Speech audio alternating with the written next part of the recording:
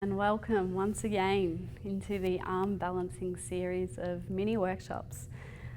So the pose that we're going to play with today is called Astavakrasana, or 8-angle pose. This one, generally we move into it through a deep hip opener. It's not completely necessary, but it does help if you've opened up the hips a little bit coming into this posture. So I'll take you through kind of the 3 steps that we use to get there. We'll all start both legs facing out forwards, lengthening up. Then draw your right knee in towards the chest. You're going to pick up the right foot and see if you can snuggle the arch of the right foot into the left arm, up around the bicep area. And then we cradle our baby, our leg. Give it a little rock out from side to side. Okay, and we actively want to try and get that knee back and behind us. So really start to draw that back.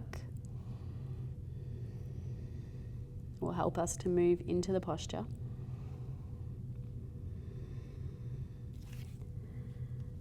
And then from here, we use our hand to support the leg. And what we're aiming to do is to get the right knee behind the right shoulder. Okay, for some, it's not going to quite get there and the knee's going to start to slide down. That's perfectly okay. It doesn't make the arm balance impossible. It just means you need to do a little bit more work in really keeping that knee connected to the upper arm. So you'll notice that my knee doesn't quite go over my shoulder, so I'm really actively squeezing the back of my knee and my arm together here. I've also got my right hand firmly planted down. You'll see this right angle here happening up from my wrist to my shoulder. That hand is really firmly pressing down. These toes are also nice and active. I then take my left foot up and over. I'm going to cross my ankles, okay? The crossing of the ankles turns my belly on straight away. You feel it immediately. My left hand is coming down, kind of in a line with my left shoulder. So you'll notice my hands are going to be more than shoulder distance apart as I move into this posture. From here, I start to lean forward, okay? I'm starting to bend into my elbows. Still got that super strong connection between my leg and the upper arm. I then lift my hips up and continue to lean forward. See, that connection is still happening up in the thigh. And then I suck it all in. And I try and hug my upper arm with my left leg. Both arms are hugging in towards the midline of the body. I'm actively extending my legs away, squeezing my right arm with the legs. And then slowly lower the hips down and come on down. Okay, so this one, Astavakrasana. It's a little bit of a strange one to move into, but once you get that action of keeping the firm connection in the upper arm, and as soon as you can get both legs around that, gripping, the core will be working really actively, and then you can start to extend and lengthen into the pose. So we'll try on the other side.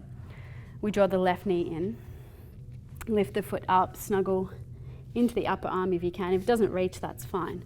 Just start to cradle the leg any way that you can, actively drawing the left knee back, rocking out the baby.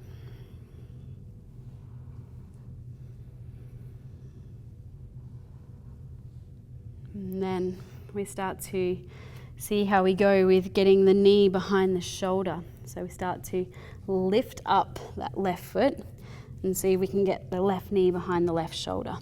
Left hand comes down. Notice the angles happening in the hands already here. Firmly threading through the fingers. This does not let go of that. These two things are really strongly hooked. I'm activating my feet here to keep that really strong connection. Next step, right foot comes up and over, across the ankles.